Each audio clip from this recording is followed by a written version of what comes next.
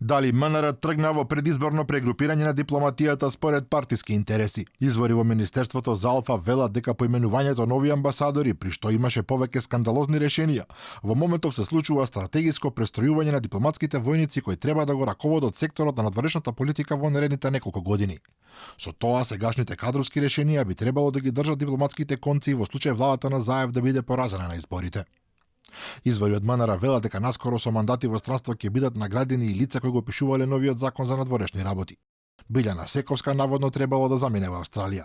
Таа како председател на самостојниот дипломатски синдикат повикувала да се гласа на референдумот за промена на името, а била и дел од комисијата која ги избрка од работа дипломатите присутни на настаните од 27 април во собранието. За Виена пак бил стокмен дипломатот ветеран Освитар Соклија. Сегашниот амбасадор во Виена Ненад Колев ќе биде преместен во Москва. Со тоа Колев не мора да се враќа во базата во Скопје, туку ќе замине директно за Москва на местото на Гоце Карајанов, кој пак премина во кабинетот на председателот Пендаровски.